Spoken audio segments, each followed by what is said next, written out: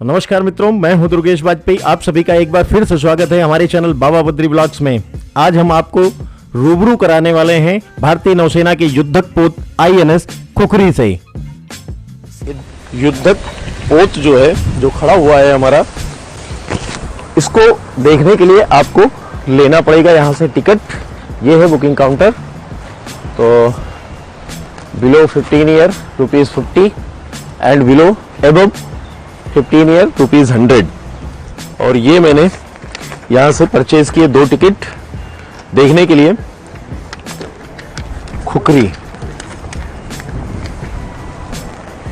और ये खुखरी वेसल्स, ये म्यूजियम है, इसके अंदर भी काफी कुछ मेरे ख्याल से देखने को मिलेगा। चलते हैं जल्दी से और देखते हैं। हमारी नौसेना का कभी शानदार विमान रहा खुखरी। वहां से टिकट लेने के बाद में यहाँ एंट्री करते हैं वह सब। उसके बाद हाफ टिकट फाड़ेंगे, फिर अंदर जाने की अनुमति देंगे। क्यों सब? धन्यवाद। चलते हैं, लीजिए। आ गए हम INS खुखरी पर। सामने बड़ा बड़ा लिखा हुआ है इसी पोत के ऊपर, visit INS khukri museum due, यानी कि इसके अंदर में म्यूजियम है जिसे अभी हम देखने वाले हैं। तो यहाँ पर INS का स्टाफ खड़ा है। मैं इनसे एक बार थोड़ी सी जानकारी लेना चाहूँगा कि भाई साहब ये हमें बताएं कुछ, जिससे कि हम आप तक कुछ जानकारी पहुँचा पाएं। मैं कुछ प्रयास करता हूँ पूछने की।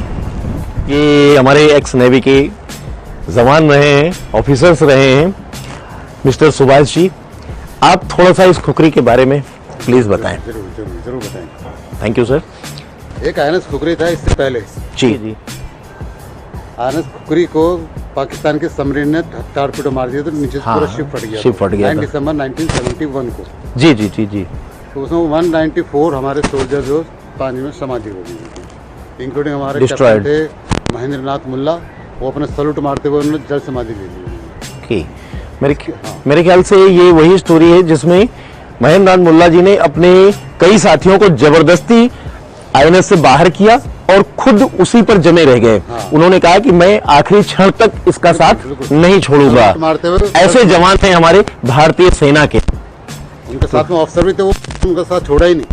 इधर लेकर के आए हैं इसको 26 जनवरी 2022 को। बहुत लंबा इतिहास रहा है इसका। ठीक है। वो शिप जो था हमारा INS खुखरी 9 दिसंबर 1971 को डूबा था, वो यहीं डूबा था ऑफ ड्यू से 45 नॉटिकल माइल अवे। तो इसलिए उसका मॉडल वहाँ रखा हुआ जालंधर बीच में, कांच के अंदर। तो लाने का मकसद ये कि आम पब्लिक को मालूम पड़े जो हमारा शिप INS खुखरी डूबा था वो कैसा था वो। And the local public should know how is the worship and how the naval personnel are surviving on board warship. Correct. Missile container, इसमें मिसाइल लोड होती थी और ये 80 किलोमीटर दूर दुश्मन के जहाज को मार गिराने की क्षमता रखती है। बहुत ही हमारे भारतीय नौसेना के लिए बहुत ही महत्वपूर्ण शिप था ये, बहुत ही महत्वपूर्ण युद्धक पोत था ये। आप देख पा रहे होंगे। ये इतनी अच्छी जानकारी हमें सर से मिली, इसके लिए आपको मेरी वेरी थैंक्स सर। 1 मिनट के अंदर 120 राउंड फायर करती है ये गन। 1 मिनट के अंदर 120 राउंड फायर सेल होते हैं, तो बड़े बड़े। Oh my God. ऊपर एक गन है एंटी एयरक्राफ्ट। अभी इसके अंदर खोल के हम लोग नहीं देखा नहीं जा सकता।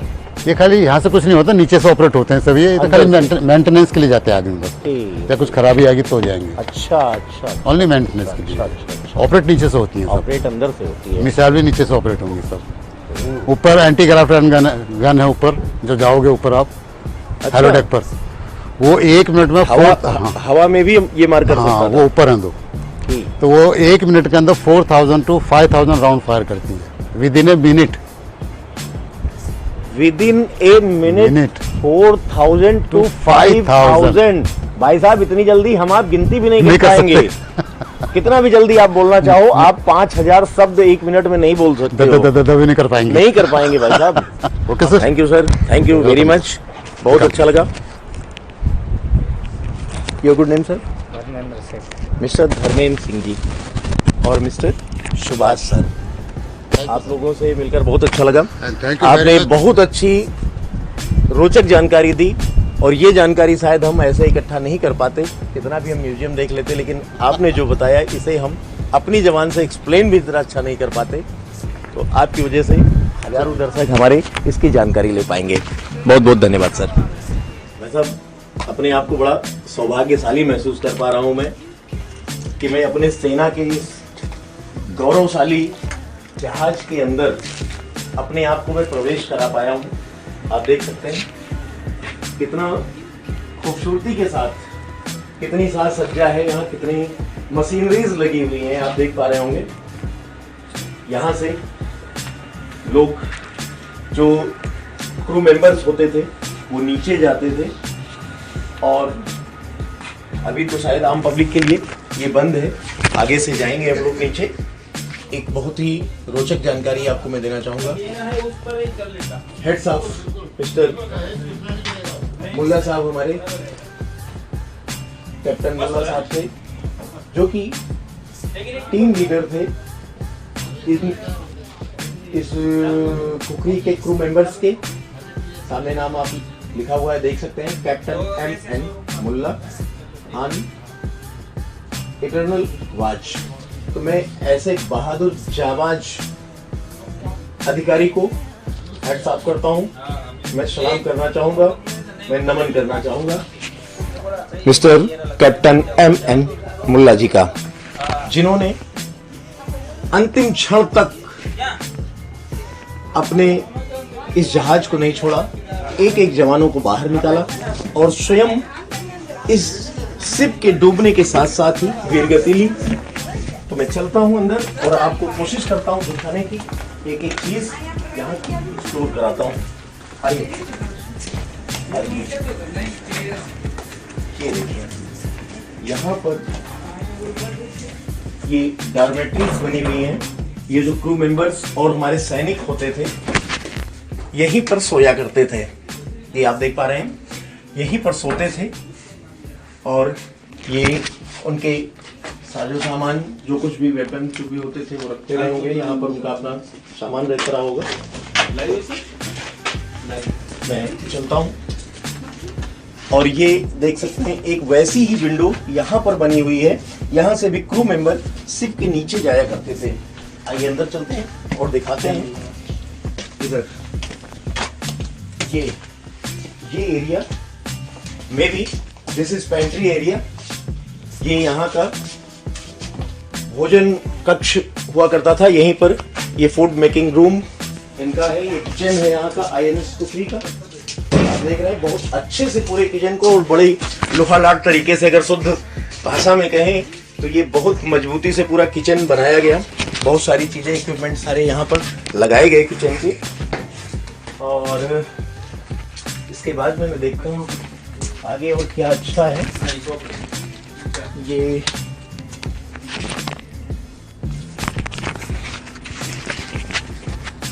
इसे पोस्ट एरिया है। अच्छा, ये तो बंद है।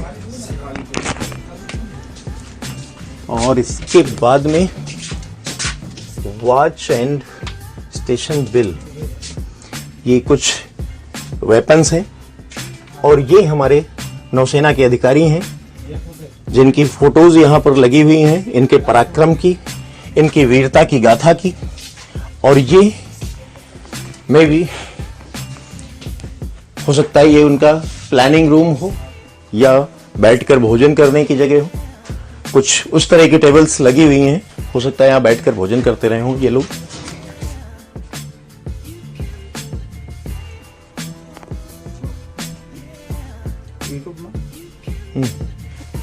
ये दिस इज वाल्व सेक्शन। ये वाल्व एरिया है। यहाँ से जो भी पानी आ जाता होगा या जो भी डिश करते हो, फिलहाल बहुत ज्यादा मैं ये कह सकता हूँ कि टेक्निकली नॉलेज नहीं है मुझे।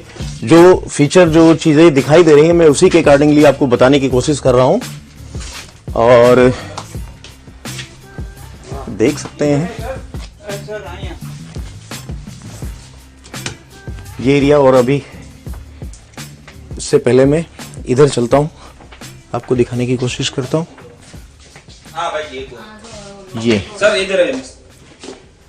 ये भी मेरे ख्याल से पेंट्री का ही एक एरिया है।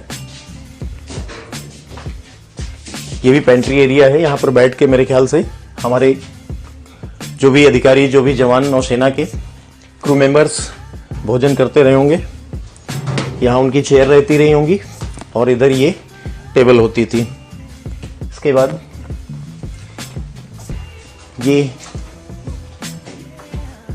ये भी कुछ उनका हो सकता है स्टोर रूम टाइप या कुछ उस तरह की चीजें, वेपन्स रखने की। और ये देख रहे हैं काफी समय से ये पोत यहां पर खड़ा हुआ है और उससे पहले 35 से ज्यादा वर्षों तक इसने भारतीय नौसेना में सेवा दी। उसके बावजूद भी अभी ये उतनी ही मजबूती के साथ खड़ा हुआ है। ऐसा नहीं है कि ये अभी वर्क नहीं कर सकता, ये वर्क कर सकता है। बट है क्या कि सेना का एक टाइम पीरियड होता है उनके जवानों के रिटायर होने का और उनके वेपन्स के रिटायर होने का, इसलिए इसे रिटायरमेंट दे करके यहां पर आम जनता को देखने के लिए, इसे एक्सप्लोर करने के लिए और कैसा होता है नेवल लाइफ कैसी होती है उसको दिखाने के लिए यहां पर इसे रखा गया है, जिससे कि यहां के लोग जो सिविलियंस हैं वो देख पाए। अन्यथा ऐसे तो सिविलियंस के लिए युद्धपोत में जाना संभव ही नहीं है। और यहां फिर क्रू मेंबर को नीचे जाने के लिए एक वैसी ही विंडो, और मेरे ख्याल से हर थोड़ी दूर पर एक विंडो है जिसमें कि क्रू मेंबर नीचे के तल में जा सकते हैं। हम लोग अभी एक तरह से देखा जाए तो ग्राउंड फ्लोर पर हैं, अभी इसके नीचे भी तल हैं और इसके ऊपर भी हैं। तो आइए आपको दिखाते हैं। एक ये भी हमारा डॉर्मेट्री सेक्शन है। यहां पर भी हमारे क्रू मेंबर्स और हमारे जवान, ये डॉर्मेट्रीज बनी हुई हैं, इस पर सोया करते थे और यहां उनके एंटरटेनमेंट के लिए टीवी वगैरह लगी हुई हैं, वो अपना एंटरटेनमेंट करते थे। अभी इस टीवी का उपयोग इस शिप में, वारशिप में लगे हुए सीसीटीवी कैमरेज को देखने के लिए किया जा रहा है। अभी इस वारशिप में सीसीटीवी कैमरा जो लगे हुए हैं उनको इस स्क्रीन पर देखा जा पा रहा है। तो आइए आगे चलते हैं और दिखाते हैं आपको अगली फुटेज। और भी बहुत कुछ है अभी यहां इसमें देखने के लिए, तो प्लीज कंटिन्यू बने रहिए। अनकट वीडियो पूरी दिखाएंगे आपको। ये आईएनएस खुखरी की एक ये भी पेंट्री है, आप देख सकते हैं। अलग अलग अधिकारियों, ये मेरे ख्याल से ये पेंट्री नहीं है, ये फर्स्ट एड रूम है। यहां पर हॉस्पिटल से रिलेटेड चीजें रही होंगी मेरे हिसाब से, ये है। और ये आप देख रहे हैं कि अगर कोई इंजर्ड हो जाता रहा होगा तो इससे बैठा के, लिटा के इसी पर ला के उनका इलाज करके और इधर बेड पर, बेड साइड उनको बैठाते थे। और ये वो अलमारी जिसमें ये दवाएं और मेजर हेल्थ इक्विपमेंट इसमें रखे जाते रहे होंगे।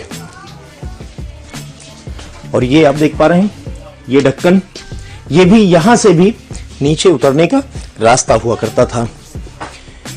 फायर एक्सटिंग्विशर, जिससे किसी तरह का कोई भी दुर्घटना होने पर या कहीं भी फायर फ्लो होने पर इनका उपयोग उस समय भी किया जाता रहा होगा।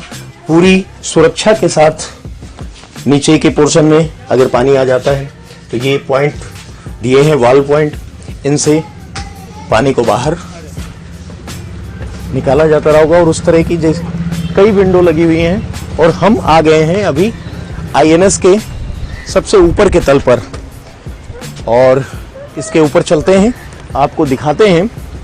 अभी जैसा कि मुझे हमारे जो नेवल ऑफिसर्स इस आईएनएस के ऊपर ड्यूटी दे रहे हैं, उन्होंने बताया कि इसके ऊपर ये गन्स हैं, ये गन्स वो हैं लगी हुई हैं जो 1 मिनट में 5000 से ज्यादा बुलेट निकालती हैं दुश्मन के सीने को छेदने के लिए। More than 5000 bullets are ready for fire. 5000 से ज्यादा विद इन मिनट, 1 मिनट में 5000 भाई साहब सोचने में ही बहुत बड़ी चीज लगती है। और ये ऊपर से जो भी सैटेलाइट से कनेक्टिविटी होने का सिस्टम, जो भी रडार सिस्टम इस शिप का, वो ये आप देख सकते हैं। हजारों टन वजनी ये युद्धक पोत होता है। ये जो शिप है, वार शिप है जो ये हजारों टन वजनी है भाई साहब।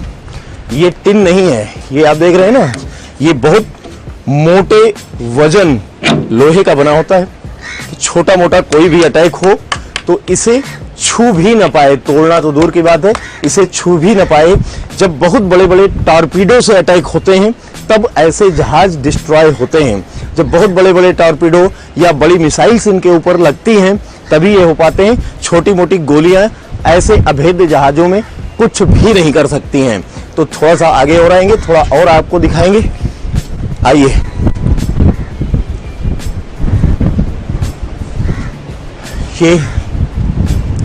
ये सेक्शन देखिए, पूरा रेडार सिस्टम, और ये वो सिस्टम है जिसमें मशीन गन्स लगी हुई हैं। और इसके ऊपर भी चलते हैं। अब हम आ गए हैं 3rd फ्लोर पर, और इसके बाद पानी के नीचे भी मेरे ख्याल से 1-2 फ्लोर होंगे। अभी हम पानी के लेवल से ऊपर 3rd फ्लोर पर आ गए हैं। पानी से ऊपर 3rd फ्लोर पर हम आ गए हैं। तो ये देख रहे हैं आप, ये सायरन्स लगे हुए हैं जो कि कमांड देते थे अपने अधिकारियों को और वार्न करते थे अपने दुश्मनों को।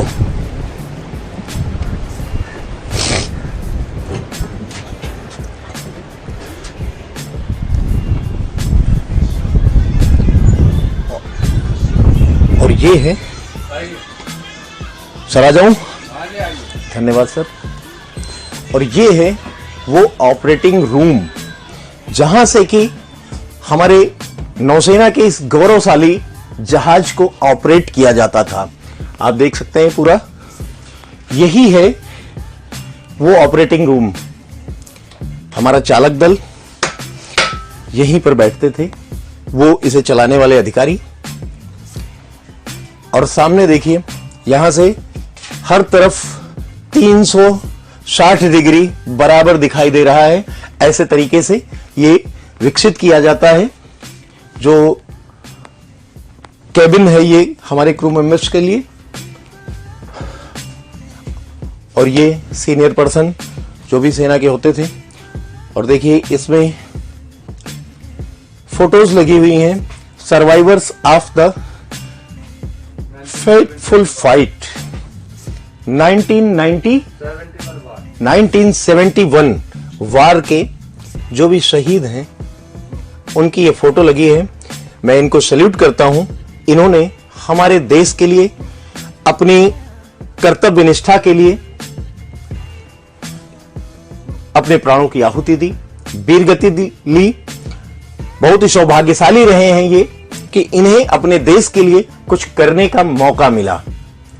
अब चलते हैं अगले सेक्शन में और आपको दिखाते हैं। ये देखिए, यहां भी वैसी ही एक विंडो ऊपर से भी होती थी कि क्रू मेंबर किसी भी विपरीत परिस्थितियों में अगर बाहर से वो नीचे के पोर्शन में न जाना चाहें तो वो यहीं से इंटर करके अंदर अंदर नीचे जा सकते हैं। यहां से वो इंटर करके नीचे नीचे जा सकते हैं। और ये देख सकते हैं ये सारे स्विच एंड सॉकेट्स जो कि अलग अलग चीजों को ऑपरेट करने के लिए लगे होते थे।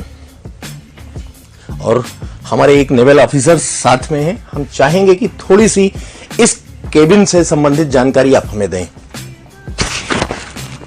कैसे, क्या केबिन को ब्रिज बोलते हैं। Bridge is the brain of the ship. जैसे ब्रेन हमारा काम करता है बॉडी के लिए, ऐसे ही ब्रिज जो है हमारे शिप के लिए काम करता है। All orders and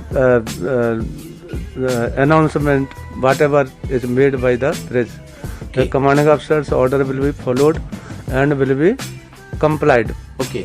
And all orders will be given from the board bridge and commanded by the commanding officer. जो पूरा शिप जो कमांड किया जाएगा। हाँ। और इसके बारे में कमांडिंग ऑफिसर आपके यहीं बैठते हैं? यहीं बैठते हैं, वहाँ वो उनकी सीट है जिस पर बैठते हैं। और वो जो भी ऑर्डर होगा वो ज़्यादा टाइम के लिए तो नहीं बैठते हैं, लेकिन उनका ये समय होता है कि यहाँ कोई नेवल ऑपरेशन या एक्सरसाइज चल रही है तो देन यहाँ पे वो आएंगे, आधा घंटा 1 घंटा रुकेंगे, अपना पूरा कंप्लीट कराएंगे एक्सरसाइज को। हाँ। उसके बाद वो चले जाएंगे, क्योंकि साइड में भी उनकी चेयर से हैं और यहाँ उनकी एब्सेंस में ऑफिसर ऑफ द वॉच बैठेंगे। तो वो ही will control all the situation of this. Thank you sir, thank you very much. अभी सर योर गुड नेम? मेरा नाम चंद्रपाल सिंह है सर। With post? मैं एक्स चीफ राइटर हूँ।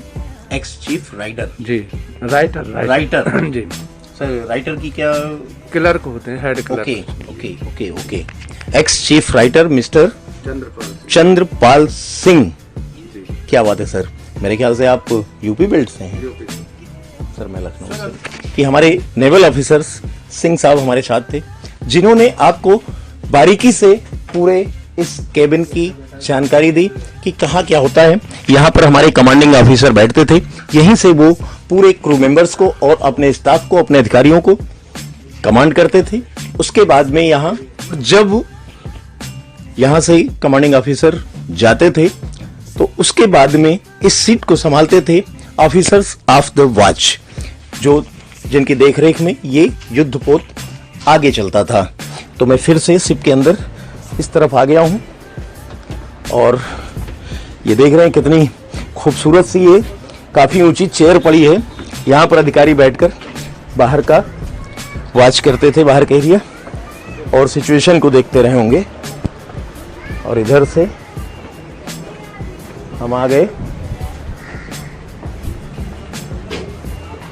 ये यहाँ भी सायरन वगैरह लगे हैं और ये कोई इक्विपमेंट है, शायद हम बहुत अच्छे से नहीं जान पाएंगे क्योंकि मुझे नहीं पता है कि क्या है।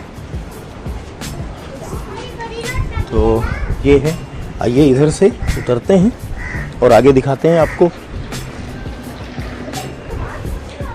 अभी देखते हुए शिप से हम बाहर आ गए हैं और ये लोगो बना है हमारी भारतीय नौसेना का, भारतीय नौसेना पोत खुखरी, INS खुखरी, भारतीय नौसेना पोत खुखरी, ये आप देख सकते हैं। तो एक बार फिर से वंस अगेन सैल्यूट है उन जवानों को जिन्होंने अपने देश की अस्मिता और अपने कर्तव्य परायण के लिए इसमें बलिदान दिया, अपना वीरगति ली। उनको एक बार हैंडशॉक फिर से, और चलते हैं अब नेक्स्ट डेस्टिनेशन के लिए। तो अभी आपने देखा ये था INS खुखरी। इसे दिखाने के बाद में हम आपको ले चल रहे हैं अगले गंतव्य की तरफ। INS खुखरी का जो हमारी पुरानी INS खुखरी थी वो जिस जगह पर डूबी थी उस जगह को दिखाने आपको ले चल रहे हैं। टारपीडो लगने से पाकिस्तान का वो डूबी थी, वो जगह यहीं थोड़ी दूर पर है। हम आपको ले चलते हैं, दिखाते हैं और आपको बताते हैं।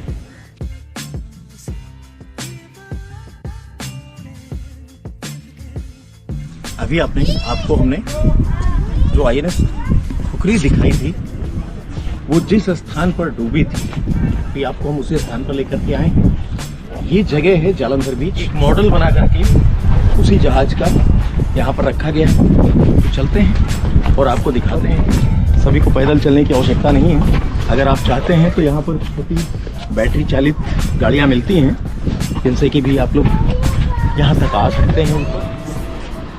अभी जिस गाड़ी के बारे में मैं आपको बता रहा था ये है वो बैटरी चालित यान जिनसे कि आप आ सकते हैं इस रैम से चलते चलते उस पॉइंट तक। तो हम पहुंच चुके हैं उसी स्थान पर जहां पर कि ये मॉडल रखा हुआ है। तो ये है INS खुखरी, INS खुखरी जिसका दूसरा जहाज अभी आपने थोड़ी देर पहले देखा कि बीच पर रखा हुआ है।